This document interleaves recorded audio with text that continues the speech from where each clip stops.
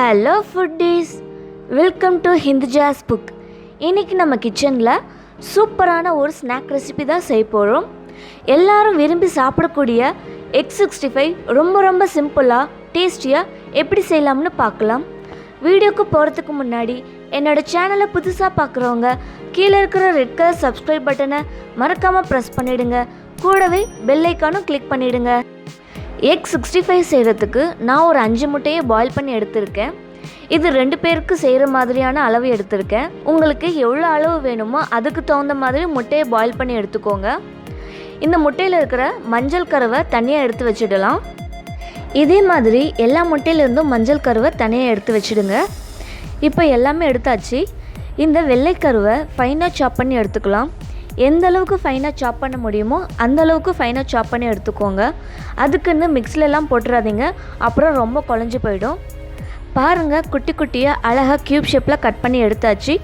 இதே மாதிரி எல்லா முட்டையும் கட் பண்ணி எடுத்துக்கலாம். ஃபைனாக சாப் பண்ணி வச்சுருக்க இந்த முட்டையை ஒரு மிக்சிங் பவுலில் மாற்றிடலாம். இப்போது இதில் ஒரு 4 to 5 பூண்டை இந்த மாதிரி பொடியாக கட் பண்ணி சேர்த்துட்டு கூடவே இதே மாதிரி இஞ்சியையும் ஃபைனாக சாப் பண்ணி சேர்த்துக்கோங்க. அப்படி இல்லைனா இஞ்சி பூண்டு விழுதாக கூட யூஸ் பண்ணிக்கலாம். ஒரு கொத்து கருவேப்பிலையை பொடியாக கட் பண்ணி சேர்த்துக்கோங்க. இது கூட 1/4 ஸ்பூன் கரம் மசாலா, 3/4 ஸ்பூன் மிளகாய்த்தூள், 1/2 ஸ்பூன் பச்சை மிளகாய் விழுது. சப்போஸ் பச்சை மிளகாய் விழுது வேணான்னா மிளகாய்த்தூள் 1/2 ஸ்பூன் எக்ஸ்ட்ரா அளவாக சேர்த்துக்கோங்க. இது கூட தேவையான அளவு உப்பு சேர்த்துட்டு 1/2 கப் அளவு மைதா, பிறகு 1/2 கப் அளவு பிரெட் க்ரம்ஸ் ஆட் பண்ணிக்கலாம். பிரெட் இருந்ததுன்னா மிக்சியில் பொடி பண்ணி சேர்த்துக்கோங்க. இப்போ இதில் ஒரு முட்டையோட வெள்ளைக்கரு மட்டும் சேர்த்து நல்லா மிக்ஸ் பண்ணி விடுங்க. நல்லா மிக்ஸ் பண்ணி விட்ட பிறகு தேவைப்பட்ட கொஞ்சமாக தண்ணீர் ஆட் பண்ணி கலந்து விடுங்க. தண்ணீர் ஆட் பண்ணும்போது கவனமாக கொஞ்சமாக சேர்த்து கலந்து விடுங்க, இல்லைன்னா ரொம்ப குழஞ்சி போயிடும்.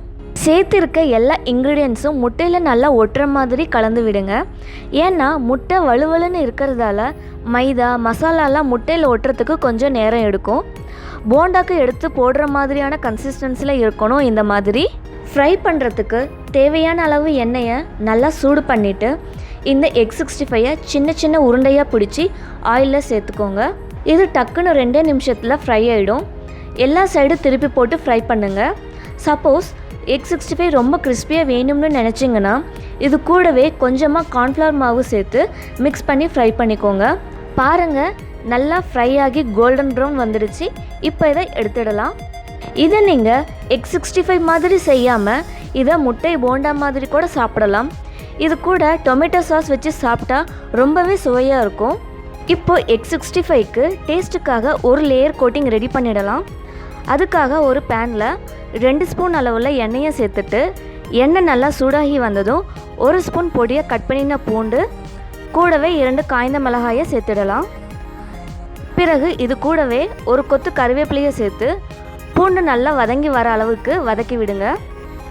பூண்டு நல்லா வதங்கி வந்ததும் 2 டேபிள் ஸ்பூன் அளவில் தக்காளி சாஸ், கூடவே தேவையான அளவு உப்பு சேர்த்து கலந்து விடுங்க.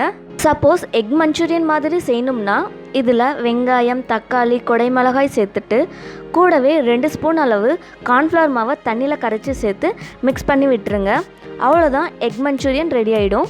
தக்காளி சாஸ் 2 நிமிஷம் நல்லா வதங்கி வந்ததும் இந்த முட்டை போண்டாவை சேர்த்து நல்லா கலந்து விட்டுருங்க.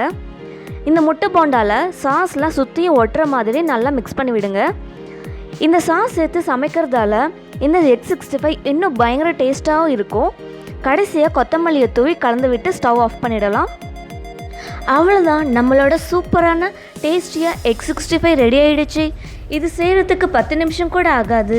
ஈவினிங் டைமில் சுட இந்த எக் 65 உங்கள் ஃபேமிலியோடு சாப்பிட்டு என்ஜாய் பண்ணுங்கள். இந்த ரெசிபி உங்களுக்கு பிடிச்சிருந்துச்சுன்னா லைக் பண்ணுங்கள், ஷேர் பண்ணுங்கள், மறக்காமல் சப்ஸ்கிரைப் பண்ணுங்கள். தேங்க்யூ.